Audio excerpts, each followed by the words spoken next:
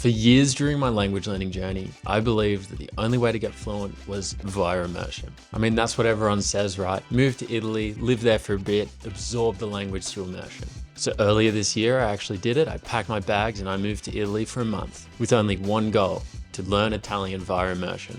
And honestly, it turned out to be one of the biggest mistakes I've made in my language learning journey. In this video, I'm going to share exactly what went wrong. I'm going to share the 5 things that I messed up completely and what I learned the hard way in how moving abroad doesn't just make you fluent. I'm sharing this so that you don't make the same mistakes that I did, or so that you don't make the same excuses I used to make to not learn a language. My first mistake was moving to the country just to learn the language. That sounds pretty normal at first glance, but here's the problem. People who actually come fluent abroad usually move to the country for a completely different reason. Maybe that's a job, maybe that's university, maybe that's a relationship, something else that gives their life structure and meaning in that country. The language actually comes as a byproduct of living and experiencing in that country. But when I got there, I didn't have that. I went just to learn Italian. And while it seems like a really specific goal and target, it's also quite wayward, because where are the experiences with natives actually going to come from? Maybe if I'd joined a football team like I wanted to, if it wasn't for visa problems,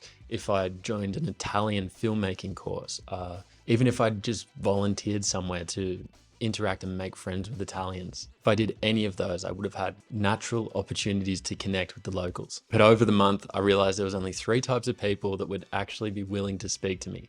First is people trying to sell me things, like Antonio, who's the absolute GOAT, and I probably had the best conversation with him. You'd see in the actual video. Come si chiama? Antonio io. Antonio. Piacere, Antonio. Piacere. Then there's people serving me things like baristas, waitresses, cashiers, things like that. And then there's people on the street that are just trying to sign me up for stuff. They're more than willing to try speak to you in Italian, to become friends with you, just to get that signature on the piece of paper, or for you to donate some money. That was literally my Italian practice with Italians. And that leads me perfectly to my second mistake. I actually expected immersion to teach me instead of amplify what I already knew. I went to Italy with 1 week of Duolingo under my belt. So naturally, I didn't learn much. Grazie, mi chiamo Connor, sono una mela.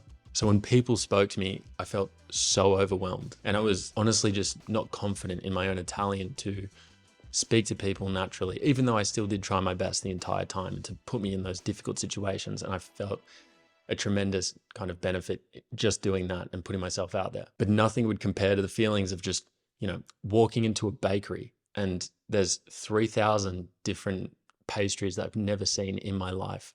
I don't know the names in English, let alone in Italian. All I could come up with is il pane. That's all I knew, the bread. Immersion isn't a teacher, it's a mirror. It doesn't build the foundation that you've already got. It just reflects it and gives you a chance to solidify and improve on the base that you've already got. That's why I wish that I'd kind of made it to the A2, B1 level before I went. And if there's any advice you get from this video, it is to do that before you go. It'll take 1 or 2 months, and that's where LingQ comes in. LingQ I've been using the last 2 months off my own back. I signed up for myself. They didn't reach out to me. And I've actually managed to make it finally to a B1 level in Italian. I just wish that I'd done this before I went. So if there is something, find a method and use it. LingQ has been it for me. And there's a full video coming of how I used it and how it helped me to get a high level of fluency. But I can finally hold conversations in Italian, read books in Italian, which is, 2 big milestones for me personally, and something that I really wanted to learn Italian to do. If you click that link in the top of the comments, it'll let you sign up completely for free if you use the referral code CC60. It will also grant you $60 off a 1-year subscription if you enjoy using the free version and end up deciding to use all the features that this great software has to offer. But if you're learning a language and you can only pick one thing to pay for, it is LingQ. So be sure to check it out. And let's continue with the video onto my next problem, which was actually going to a language immersion school. And that was another thing that I messed up. It wasn't exactly what I thought it was. I just hadn't really thought about it too much, but I made maybe like 10 friends at that school, like semi-close friends. Obviously, none of them speak Italian. They're all A1 like I was. I was probably the best in my class, but my practice is with other people that also can't speak Italian like myself. And that's not a judgment of them. That's just how it was. So yeah, you can do 4 or 5 hours a day in Italy, in the immersion school, but how many interactions are you actually having with Italians? And it's very minuscule. maybe the teachers, if you kind of pulled them aside and tried to have a conversation, they'd really try help you. But all that ended up happening was us speaking broken Italian to each other, and then even broken English, because half of them didn't also speak English. So it was just broken languages all around. And that's why I wish I just knuckled down into LingQ and got that A2 kind of B1 level. I could be with people that, yes, they didn't know Italian fluently, but at least we could have proper conversations, even if they were non-Italians.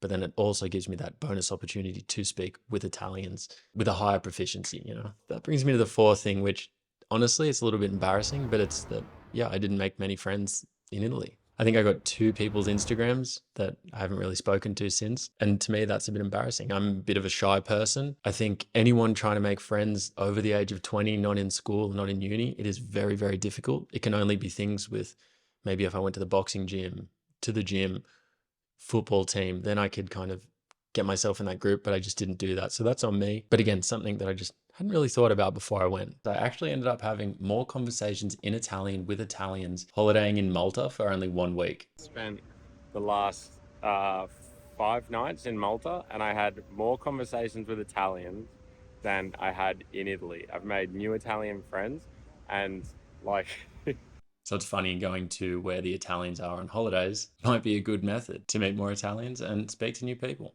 And that brings me to the final thing, and that is I just chose the wrong city. This is completely on me. If you're going to move to learn a language in Italy, if you went to the south instead of the most international city, everyone, no matter what I said in Italian, I would get a response in English. They just knew. Again, if I was that A2, B1 level, there would be less pauses in my speech. I'd be able to get my point across without too many frozen moments, ums and ahs. So yeah, that one was just on me. If you're going to go overseas to learn a language, maybe pick a less international city, go to the place where they're less likely to speak the language and you can really converse with people and get yourself within the culture. Back to point 1, there has to be a reason. So that's everything I learned. I hope you enjoyed this video. I have so much content coming. Be sure to be subscribed. I'm going for 100,000 subscribers by the end of the year. This has been a very long-term goal, but I'm really going to start grinding towards it. I'm really honing in on the language learning stuff because I really, really enjoy it. And there's a lot of things that I've been doing over the last 6 months that's improved my fluency. I want to share those with you, especially as someone over 25 learning a language for their first time. I'd love to hear your thoughts down below of what language learning's been like, learning your second language, probably learning English. A lot of Italians will be watching this video, and you guys rinse me in the comments, tell me what you think. Love to hear it. And yeah, thank you so much for watching.